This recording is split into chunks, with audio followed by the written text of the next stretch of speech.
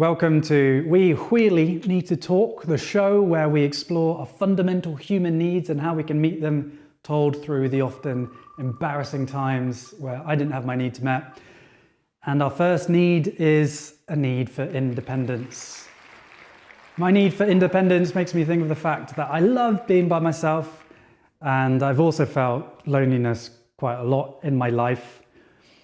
And what is loneliness? You know, we seem to be living in a loneliness epidemic. So many of us are alienated and isolated. And what really is loneliness? And I want to share with you 2 simple steps that have really helped me to overcome loneliness, to still have this need for independence and to be by myself, but to really feel good in being by myself, as opposed to in previous times of my life, I would, just not be that okay. So here's a picture from me when I was 19 and a story of when I had just finished university and just first year of university, and I really wanted to be by myself. I'd been with too many people for too long, and I went hiking in Spain by myself. I didn't know where I was going to stay, and I came across this refugio, a mountain hut. I was like, this is perfect. There's nobody around except for some goats. I can just stay here. I went into the refugio and there was one room where I could go sleep, perfect. And then the other room had an altar in with Jesus on the cross, and then Mary crying her eyes out. But not to worry, Mr. Independence had found his refuge finally. I didn't have to talk to anyone. I could just read and reflect and do my thing. Freedom. The only sound was the sound of the rustling of the wind in the trees and the grass, and then the goats breaking wind. So day 1 was fine. But by day 2, I realized there was no water on the mountain. It was like a desert mountain, and the only thing that was streaming was Mary's tears. And the more time I spent by myself, the more I looked like this. This is a photo that I took of myself, not looking too good. Suddenly realizing that I'm beating myself up for the fact that finally you're alone. This is exactly what you wanted to be, but I really didn't want to be alone. And I didn't know how to stop the thoughts of judging myself for not having enough friends, enough having a girlfriend, and I wasn't too happy. So what is loneliness? Because it's important to note there's a difference between being alone and loneliness. Like a hermit who's a monk can live in a cave for 5 years and be totally happy, whereas somebody who may be surrounded by family, but because they don't feel understood, they can feel deeply alone, even in and amongst people. So there is a difference, and loneliness is the feeling that comes from the perception that our need for connection isn't met. Talked about, this need for independence that we have, and I realized one of the big teachings for me from this trip when I was 19 is that I still need people. Like, I thought I could just be fully independent, but really there was this unmet need for connection that I didn't have. And on this journey of trying to feel more resourced to meet our deep needs for connection, independence, and many more, is to begin to realize what feelings and thoughts are. Feelings and thoughts are signals of unmet needs or met needs. And so I was feeling lonely by myself. We've already explored that just being by yourself doesn't mean you're lonely. So it meant that there was something happening in me. I had the perception that my need for connection wasn't met. So how do we meet our needs for connection? Got lots of yin-yangs for you today. We can meet our need for connection through other people, and we can meet our connection through how we relate to ourselves. And as I have expressed, the main thing that was coming up for me, I thought, at least at first, was that, I don't have enough friends. I judge myself as awkward, and An important thing to note when we're trying to get to healing and trying to, be okay in our own skin and to find joy and happiness and peace. I've got this feeling of loneliness. Why is it there? So I needed to ask this question. What am I believing for this feeling to be here? So with other people, the belief that I had was, I'm not around people enough. I'm awkward, don't have enough friends. But really, if I look back on it now, I did have lots of beautiful connections that I could have been grateful for. And so actually, looking back, I'd say really the thing that I was missing and the thing that I think continues throughout my life and has done until recently, is that connection with self. Obviously, connecting with other human beings is so important and what makes life beautiful and enjoyable, to have friends that can understand us and we can play with, and maybe, romantic or intimate connections, but really friendship, being seen, being understood is the fundamental need that we have with other people, be that romantic or otherwise. But as you may know, even if you do have friends that can understand you, if we don't have that connection with ourselves, then we miss out on some of the beauty of the relationships that are available for us. We self-sabotage. We get in our own way. We prevent connection. Because ultimately, if we don't feel connected in ourselves, then it's going to be harder to connect with others. So for me, I had identified that I had this, maybe friendships and a relationship is what I wanted, but actually realizing, okay, I'm here by myself in this refugio, hanging out with some goats, nobody's here. There is the possibility that I could find peace. And I began to turn into realizing that, okay, this is about me relating to myself. This is my own self-connection. And so when we're working with the beliefs that we have and realizing, whether or not, okay, I've got this unmet need of connection with myself, how do I fix that? We've got another couple of options, another yin-yang for you. Change the thing or change the thought. So like with the friends, okay, maybe I can take actions to change the thing, take action to have more friends. Or I can change my thinking around what I already have, change the how I relate to it, okay? I already actually have some friendships that I could be grateful for. So I'm going to change how I narrate about who I am and what I'm connected to. With my connection with myself, it's not really changing me. That is going to be the gateway to freedom. It's like, okay, I judge myself as being awkward or not confident, not funny, which is why I don't have a girlfriend or friends. Like those are the stories I was having. But there can always be conditions. There can always be stories of I need to change before I give myself connection and love and kindness to myself. And really, the healing journey is not from going from here to there, here where we are now, there's where we think we should be. Instead, the healing journey is one from there, where we think we should be, to here. So changing how we relate to ourselves in the present moment is the most important thing. To not put conditions on our enoughness, our goodness, our ability to connect. Can we change the thought? Can we change the story to find connection with ourselves right here, right now?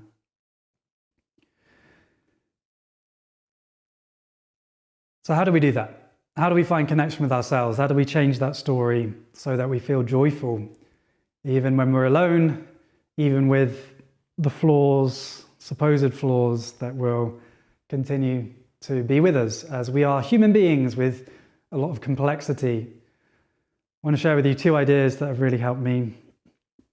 The first is considering ourselves in terms of parts. I talk about this a lot.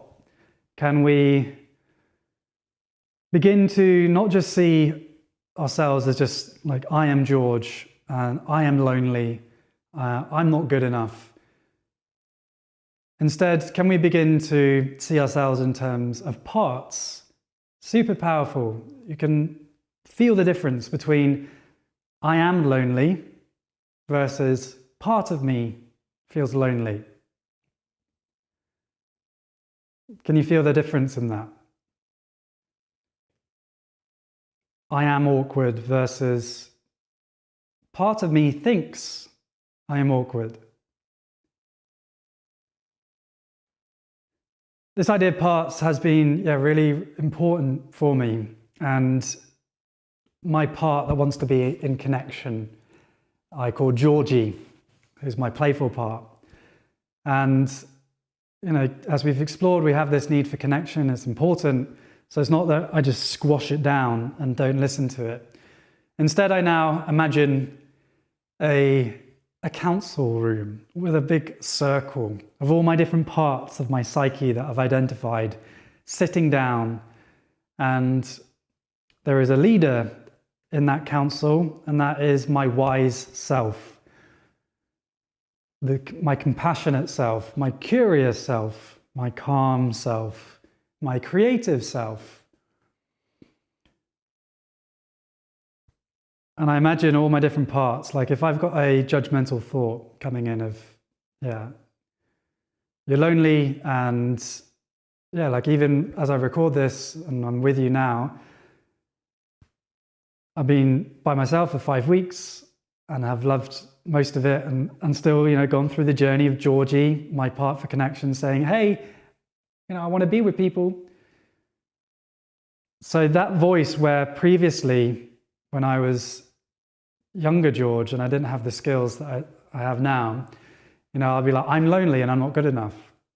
Now I ask the question, all right, who said that? And I try and name the part. Okay, Georgie said that. Cool, so Georgie, what's up? Like, what's happening? And can you feel the difference between, that and that?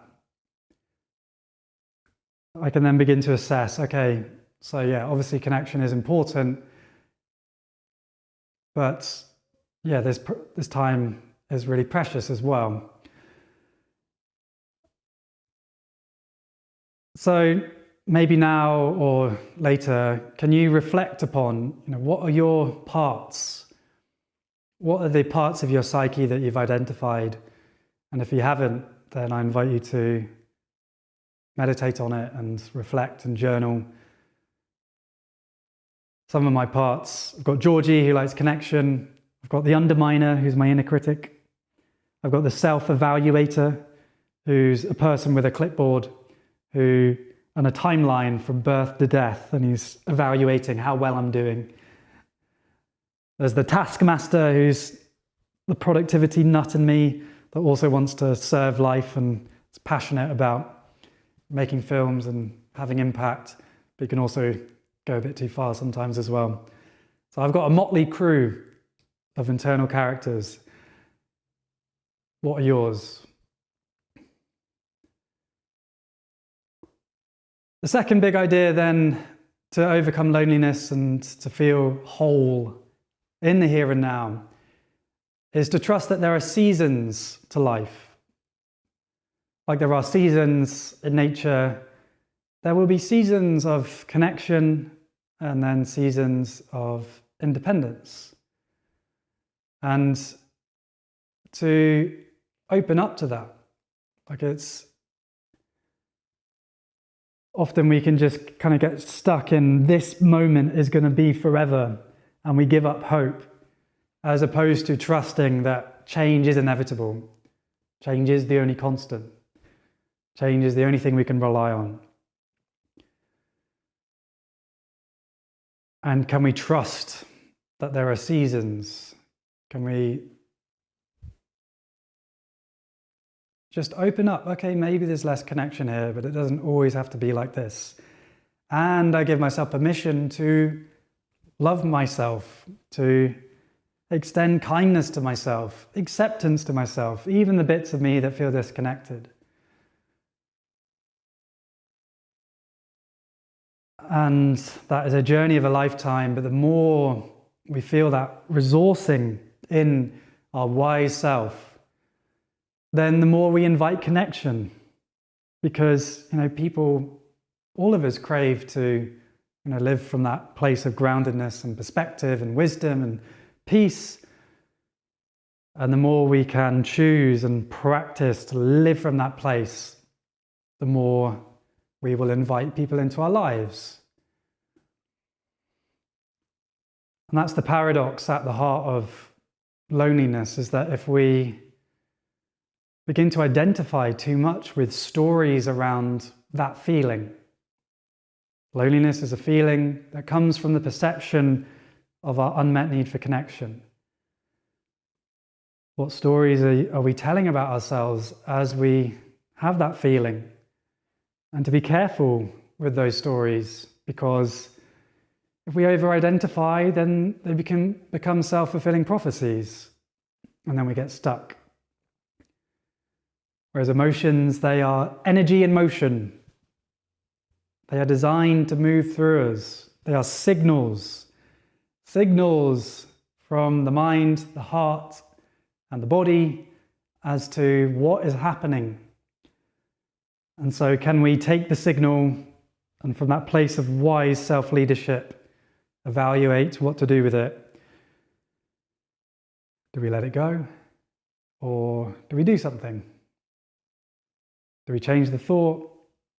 Or just have a smile, breathe, and continue? So back to the story as we close this little section. Is George, lonely George, when he was 19, and he did have a lot of thinking at that time of what he wanted in his life and who he was. And maybe this is the part of the story where I have this big breakthrough as to finally being by myself. But that isn't the case. I just looked deeply into Mary's sorrow and the fact that Jesus was so terribly treated. And day 3, I tried to talk to the goats for emotional support, but their love language was headbutting, and that didn't really meet my need for being understood and being seen. I had a boomerang, and I was so lonely that when I threw the boomerang, it just never came back. And so day 3, I left and went and found people. But those tools today of self-leadership and trusting the seasons have helped me feel more and more at ease with myself. And so I can meet that need for independence that is really important to me in a place where I feel more and more joyful, while also honoring the complexity of myself as a human being. I do need humans. I'm grateful for connection, and I trust the seasons and the flows of my life that I will find those connections and also keep my freedom, because they can cohabit. I just want to see through the illusion of separation and dualism to the truth of interconnectedness and inherent emptiness of all things. Yeah, nice. And that is really one of the promises of the spiritual path, the meditative path, is to see that, we are embodied awareness. I create the story of George through the thoughts that come into my mind. If I was born in a different country, I'd have a different name, I'd have a different story. There's nothing inherently George about me. And then these ideas of me being lonely and not good enough, they were also just stories that arose in my awareness, thoughts that arose in my awareness that I identified with. And as we meditate more, we can pierce through that illusion of separation to see and just to be present with that very experience of thoughts arising, identifying, maybe not identifying, coming and going in an endless cycle. And we are an awareness taking this perspective of being in a body, but really we are part of the interconnected, interbeing web of life. That all of that storytelling, all of those thoughts are just neurons firing in this awesomely complex being that I am. 36 trillion cells. You are 36 trillion cells. Each one of those cells is living and dying, born and passing. Food and air comes into you, passes out. It's all flow, it's all change. And yet this perception of separation only continues because of memory and thoughts that we continue to identify with.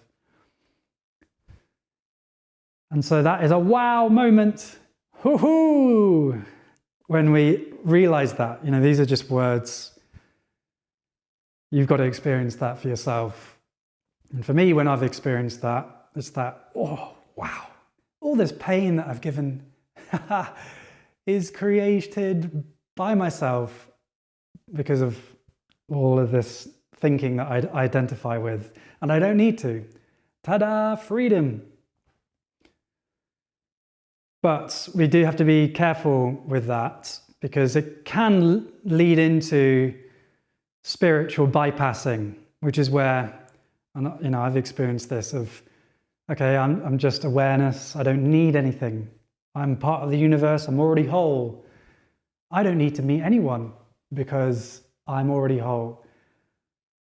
And even though, you know, feelings of loneliness and actually from a wiser place, it's not getting lost in the loneliness, but a longing for connection. A longing for connection.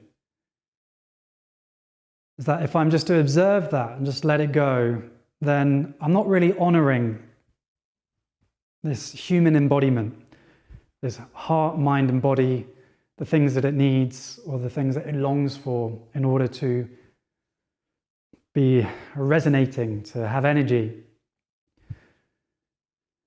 And so, as the yin yang so beautifully depicts, it's both and. So the yin yang depicts separation, you know, yin and yang, duality, differentiation, but it also represents unity and wholeness, that there is a unity within which the dance of life takes place. And so, as you so beautifully expressed, Nathan, the wanting to see through the illusion of separation and dualism is to see the circle. But it's not to say that the differentiation it's not also an aspect of reality. There is unity and there is differentiation. They both are true at the same time. And as human beings, we need to live from both elements. If we can ground ourselves in the interconnectedness of all things, then we find a deep resourcing and a deep peace. But if we only stay there, then we don't honor the needs of our bodies. Most of us need to work for money and have jobs and, you know, have conflict in our families and with friends. And yeah, just blissing out in oneness can be helpful because you stay more grounded, but there's other things we need to do or would serve us to do. Let's keep going. So welcome back if you're just joining to We Really Need to Talk, the show where we explore our fundamental human needs and how we can meet them, told through the often embarrassing times where I haven't had my needs met. Love, love, love. Such an important need for us to feel like we have people that see us and understand us and we feel connected to them. And I can speak for myself that I have got in my own way to disconnect and to not allow myself to receive love. And I want to share with you some ideas that have helped me feel more grounded in myself so that I can be open to connection. And yeah, this started at an early age. I'm 10 years old and I have fallen in love. I've fallen so hard that if I was 80 years old, I might have needed a hip replacement. And yes, I'll be doing more dad jokes. I'd fallen for this girl in school and I really wanted to see her outside of school. And I knew where she lived. And so I had a plan. 10 years old, George got on his bike and would cycle around her house, hoping one day that she would be out walking and I could go profess my feelings for her.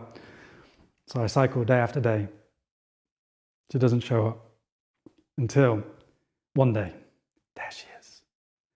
My big moment, my big chance to express my love for her. But it's all too much for me. The anxiety of going up to her is just way too much. So I start cycling away, pedaling as fast as I can. I'm beating myself up. No, George, no. You've blown it. You're one big chance.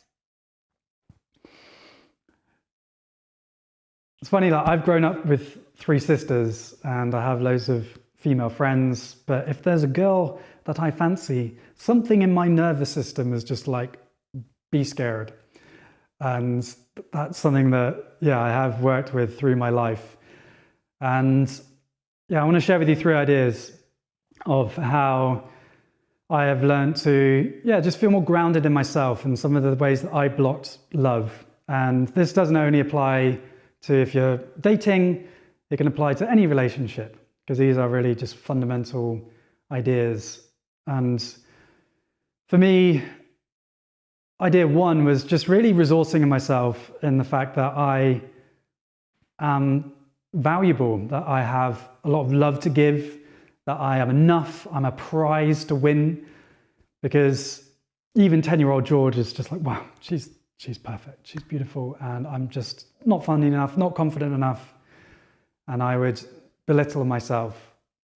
And yeah, I would do that through my 20s. And just, if you notice these stories and thoughts where you're just putting yourself down, I really invite you to ground yourself with your breath and your meditation practice, or any joyful practices that you can do where, even with all the perceived flaws and wobbliness and times that you are reactive, or whatever your stuff is that you judge yourself for,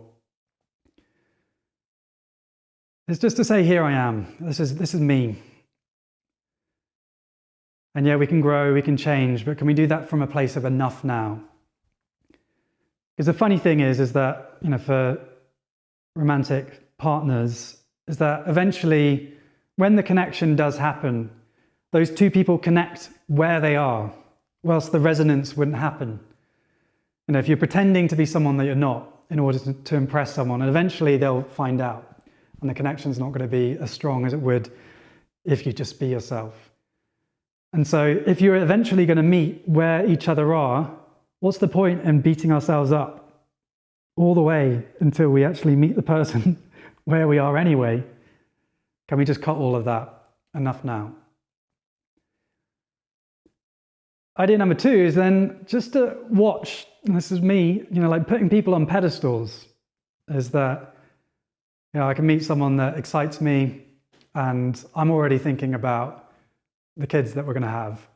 And it just puts a lot of pressure on just meeting another human being. And I can kind of exalt, wow, she's so beautiful, so kind, so intelligent. And it's awesome to celebrate people, but, we're all human beings. We all fart, snore, sneeze, fall over. Can we just meet people where they are without needing to exalt them and then put ourselves down in the dungeon of not enough?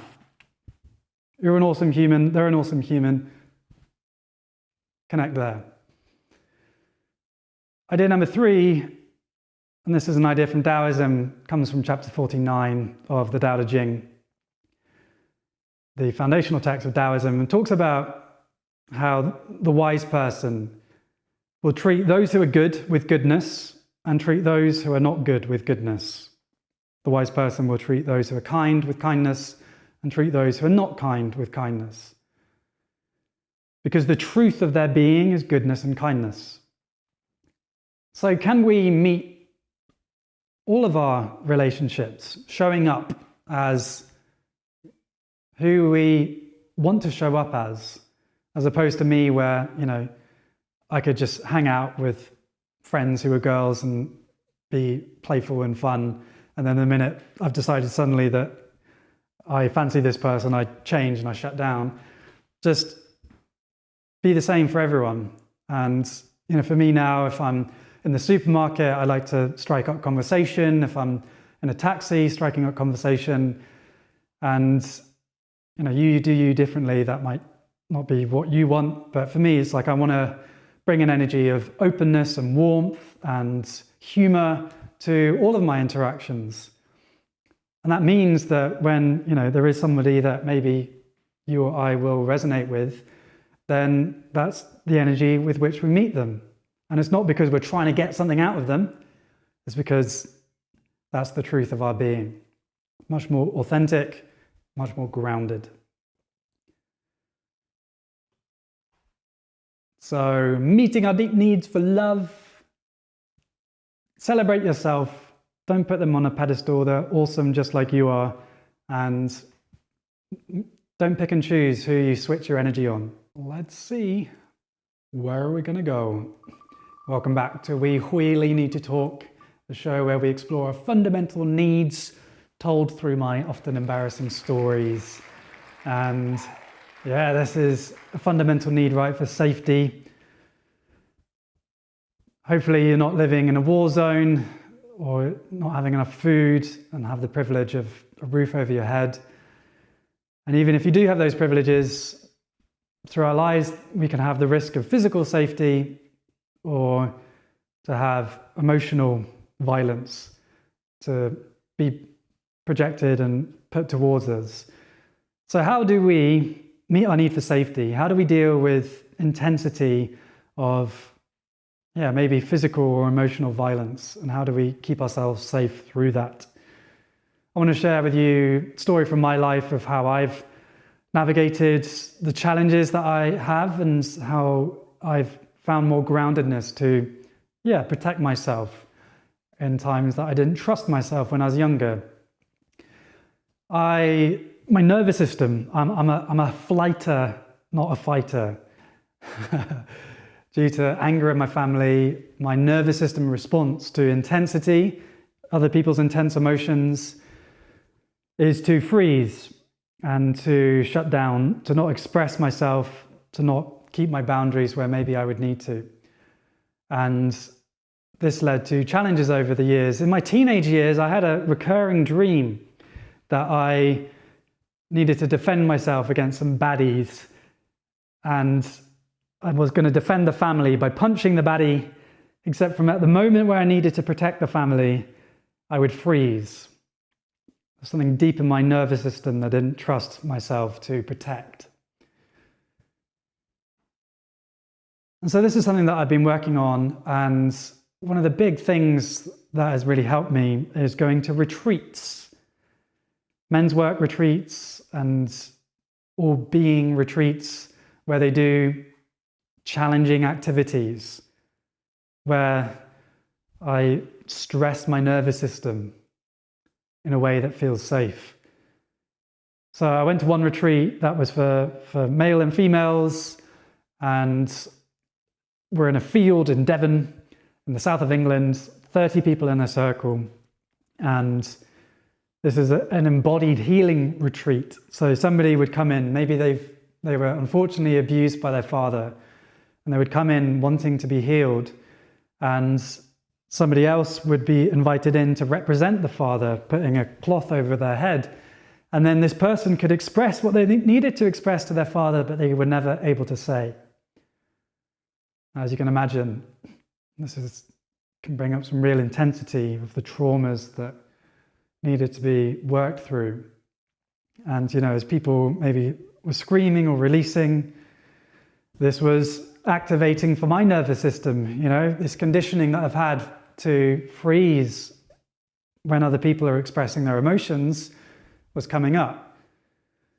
But I was supported by the community, 30 people, and so I had repeatedly through that weekend opportunities to feel myself closing down, but then to breathe deep into my belly, to still resource myself, to stay grounded, because I knew I was safe, even with this intensity coming up for me.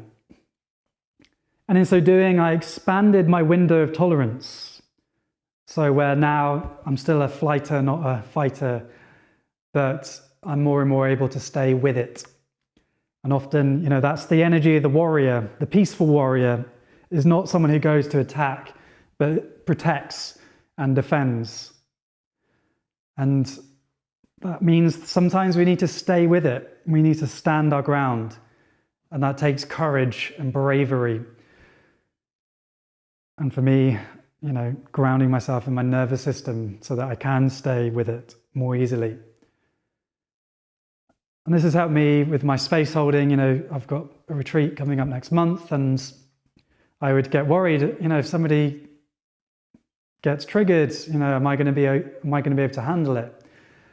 And something I just want to share with you is that it does become easier with time. The more you expose yourself in a way that feels safe, going to the edge of your comfort zone, but not going straight over it. You go to the edge and you breathe, and then your comfort zone expands. And that's where growth happens. So meeting your need for safety is, getting into challenge. The Change is Possible project is the retreats that I go to in the UK. Change is Possible project, they're awesome. And what other ways can you exercise your stress response in a safe way? Cold water swimming, cold showers, that's a great one. I still don't want to go into the cold shower initially, but I brace it and I breathe and relax my nervous system, even though the cold's hitting me. And then I feel strong because I'm like, actually, this is fun. And I felt the fear and I did it anyway. And I strengthen my willpower and my power as I do that. What I sort of found powerful was when I found to connect with my own innocence encourages the other person to connect with their innocence as well. Yeah, beautiful. I mean, at the heart of compassion is the understanding of that even the most I can't even say this word, megalomaniac, even the most tyrannical dictators that have done the most heinous of crimes, they were once babies crying for their mother. It's just a fact. It wasn't that Hitler at 2 years old would cry out, "Ma, ma, moo, ah, ah, ah, ah, ah, ah, ah." He was just a baby and he was traumatized, and that trauma led him to commit terrible crimes. And as Ram Dass says, we can judge people in the terms of, this whole conversation's been about safety and boundary holdings. We can say, no, that's not okay. And sometimes locking people up will be the appropriate thing to keep people safe. But can we judge actions, not people? As Ram Dass says, can we judge actions, not people? To judge the person is to say you're fundamentally evil and that you are different to me. And if I was to have the totality of your experiences, I would still do differently to you. And that is to dehumanize them, because they were once a baby and they have the same potential as you do, the potential for peace and for insight and clarity, and also the peace for judgment and depravity. And what aspects of our nature come out? Yes, there may be a genetic component to that, but the extent to which that genetic component is activated depends upon how supported that child was, the trauma that child was born into, and then how they were supported or not supported as they grew up. And so, the innocence of the core of our being is something we can resource ourselves in and ground ourselves in. And I do believe that that's fundamental to our collective healing journey, is to not dehumanize and other people that are victims of this unjust and traumatized world in different ways, yet similar ways to us. And yes, we can still hold people accountable, but we do so with compassion and a bit more spaciousness. All right, dear friends, I think we'll call it a day there. What a joy to be exploring with you. Really grateful for your presence. And yeah, this will be the last live stream I do for a while, but I hope I'll come back on soon and I'll let you know. And yeah, sending you my best wishes. Hope your practice serves you. And that idea of not making your practice so big that you don't do it. 5 mindful breaths can be very powerful.